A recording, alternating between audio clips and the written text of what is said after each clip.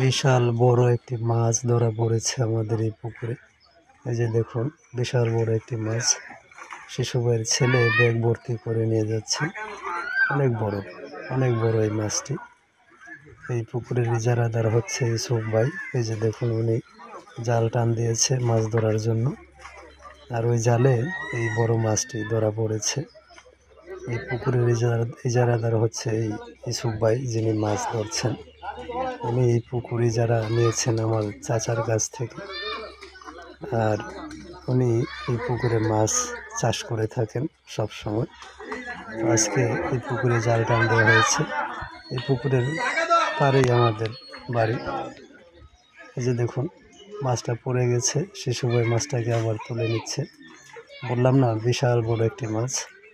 ওই বাচ্চা ছেলেটি ধরে রাখতে পারে নাই, তার হাত থেকে চলে গেছে। শিশু ভাই আমার মাছটিকে ধরে ব্যাগে ভরে নিয়ে যাচ্ছে। তো সুপ্রিয় দর্শক, যেটা বলছিলাম, এই যে হচ্ছে আমাদের বাড়ি, এটা আমাদের বাড়ি।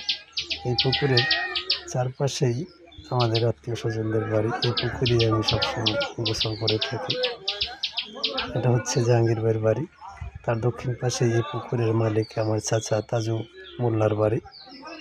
তো এটা হচ্ছে আমাদের বাড়ির একটি পুকুর।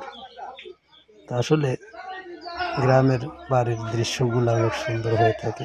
গ্রামে না আসলে আপনি বুঝতে পারবেন না গ্রামের প্রকৃতি আসলে কত সুন্দর। ঘুম থেকে উঠেই যদি আপনি পুকুরের পাড়ে বসতে